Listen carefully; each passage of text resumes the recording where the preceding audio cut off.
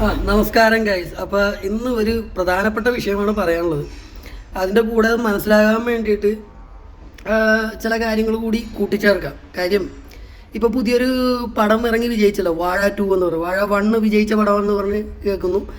ഞാൻ കണ്ടിട്ടില്ല വാഴ 1. ഈ വാഴ 2 ഞാൻ കണ്ടിട്ടില്ല. പക്ഷെ എന്നിരുന്നാലും അത് വിജയിച്ചു, ഭയങ്കര കളക്ഷനൊക്കെ നേടുന്നു എന്ന് പറയുമ്പോൾ സമ്മതിച്ചേ പറ്റൂ. അതിനെ കാര്യം എന്ന് വെച്ച് കഴിഞ്ഞാൽ അംഗീകരിക്കപ്പെട്ട് കഴിഞ്ഞു ജനങ്ങളാൽ.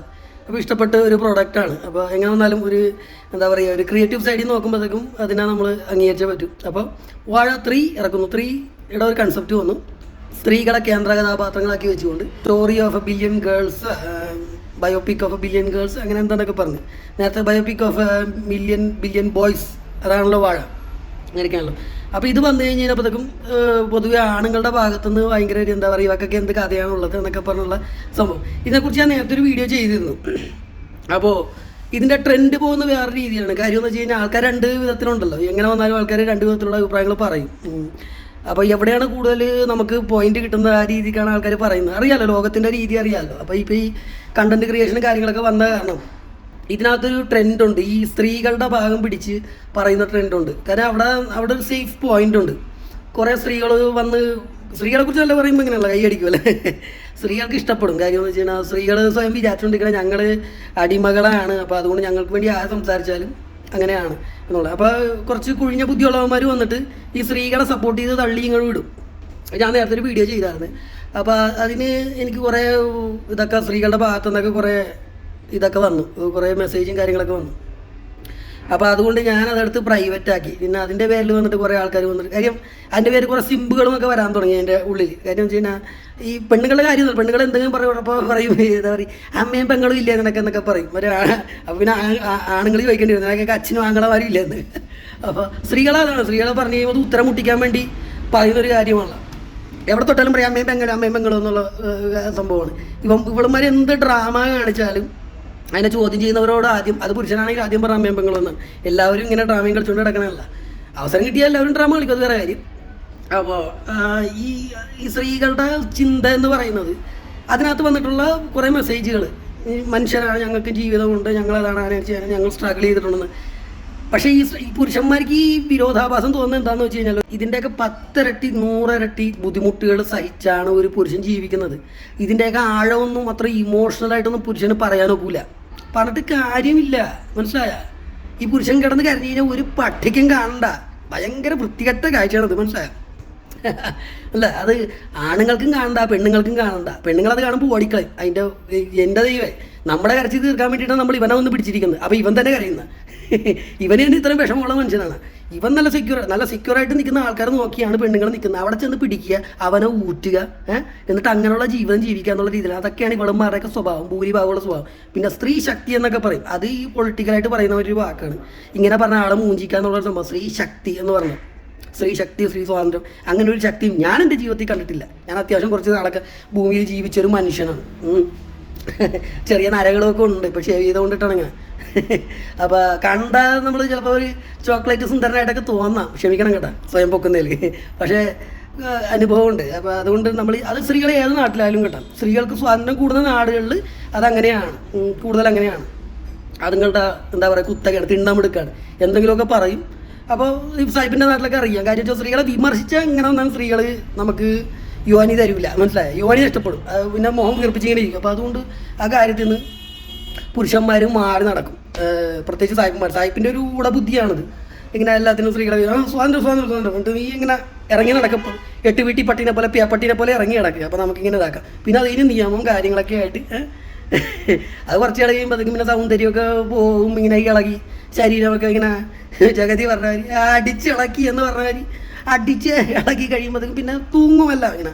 അങ്ങനെ ആയിരിക്കും വേണ്ടാണ്ടായി കഴിയുമ്പോഴത്തേക്കും ഏതോ പടത്തിൽ സലീംകുമാർ പറയും, മുമ്പ് ചന്ദനത്തിൻ്റെ മണമായിരുന്നു, ഇപ്പോൾ ചാണകത്തിൻ്റെ മണമായെന്ന് പറഞ്ഞാൽ അങ്ങനെ ആകുമ്പോൾ പടഞ്ചായി. അപ്പോൾ ഈ പറഞ്ഞ കാര്യങ്ങളെല്ലാം തലയിൽ കയറും. അപ്പോൾ കയറിയിട്ട് കാര്യമില്ല. അപ്പോൾ പിന്നെ എന്താ പറയുക, കാലത്തിൻ്റെ ആയിട്ടുള്ള ഇത്. പിന്നെ എന്താ വെച്ച് കഴിഞ്ഞാൽ ആൾക്കാർ ഗുണം കണ്ടിട്ടാണ് മതി, കാണുമ്പോൾ കൊള്ളാം എന്ന് തോന്നുന്ന സാധനത്തിനകത്ത് ആൾക്കാർ കയറി പിടിക്കുള്ളല്ലോ. ആഗോളൂലെന്ന് കണ്ടു കഴിയുമ്പോഴത്തേക്കും ആൾക്കാർ കയറി പിടിക്കില്ല. അപ്പോൾ പിന്നെ പൂച്ചേനൊക്കെ കളിപ്പിച്ച് ഇങ്ങനെ വീട്ടിൽ സുഖമായിട്ടിരിക്കുക. അതാണ് ഈ പെണ്ണുങ്ങളുടെ ജീവിതം. അപ്പോൾ ആണുങ്ങൾക്ക് എന്തുകൊണ്ടാണ് ആണുങ്ങൾ ഇതിനെ വിമർശിക്കണത്, അത് എന്തുകൊണ്ടാണ്, അത് ആണുങ്ങൾക്ക് പെണ്ണുങ്ങൾ ഇഷ്ടമല്ലാത്തതുകൊണ്ടിട്ടാണെന്നാണ് ചില പെണ്ണുങ്ങൾ വന്ന് പറഞ്ഞത്. അതാണ് ആണുങ്ങൾ പരസ്യമായിട്ട് കാണിച്ചുകൊണ്ടിരിക്കുന്നത്, ആ വെറുപ്പ്, പെണ്ണുങ്ങളോടുള്ള വെറുപ്പെന്ന്. ഞാൻ എന്ത് പറയണം ഇങ്ങനെയുള്ള ഇതൊക്കെ എന്നിട്ട് നമ്മുടെ അമ്മേനെ നമ്മുടെ പെങ്ങളെയൊക്കെ വിളിക്കുന്ന ഒരു ഇതാണ് ഈ സ്ത്രീകളെന്ന് പറഞ്ഞത്. പൊന്നു മക്കളെ, ഇതിനേക്കാൾ 10 ഇരട്ടി 100 ഇരട്ടി കഷ്ടപ്പാട് പെട്ടാണ് ഓരോ ആണും ജീവിക്കുന്നത്. ഇത് പറയാൻ പറ്റൂല, മനസ്സിലാ? എവിടേക്ക് എന്തൊക്കെ കഷ്ടപ്പാട് പെട്ട് അങ്ങനെ ഒരു സിസ്റ്റമിലാണ് നമ്മൾ ജീവിക്കുന്നത്. ഈ പെണ്ണുങ്ങൾ പറഞ്ഞോളൂ, ഞങ്ങളും മനുഷ്യജീവികളാണ്, ഞങ്ങളും നിങ്ങളുടെ ഒപ്പം കോ-എക്സിസ്റ്റ് ചെയ്യുന്നുണ്ട് എന്നൊക്കെയാണ് പറയുന്നത്. കോ-എക്സിസ്റ്റ് ചെയ്യുന്നുണ്ട്, പക്ഷേ രണ്ട് ലോകത്താണ് ജീവിക്കുന്നത്. പുരുഷൻ്റെ ലോകം എന്ന് പറയുന്നത്, സ്ത്രീയുടെ ലോകം എന്ന് പറയുന്നത്. രണ്ടും രണ്ട് സിസ്റ്റമാണ്. ഇതൊന്നും പറഞ്ഞിട്ട് ആർക്കും ഒരു ഗുണവുമില്ല. പുരുഷൻ്റെ വേദനയോട് പറഞ്ഞിട്ട് വേദനിച്ച താങ്ങിക്കോ എന്നിട്ടങ്ങ് നടന്നോ, ഒറ്റക്ക് നടന്നോ. നിൻ്റെ പോക്കറ്റിൽ എന്തെങ്കിലും ഉണ്ടെങ്കിൽ നിൻ്റെ കൂടെ വരും ആരെങ്കിലുമൊക്കെ.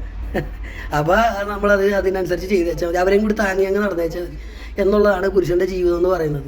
പിന്നെ അതിൻ്റെ ഇടയ്ക്ക് വന്നിട്ട് ഈ സ്ത്രീകൾ വന്നിട്ട് നിൻ്റെ അമ്മയും മകളും ഒക്കെ അങ്ങനെയൊക്കെയാണെന്നൊക്കെ, ഇതിനകത്തൊന്നും ഒരു വിലയില്ല മോളെ. ഇതൊക്കെ ഇങ്ങനെയൊക്കെ പറയുമ്പോഴല്ല ഇതൊക്കെ പുച്ഛം തോന്നും, മനസ്സിലായി?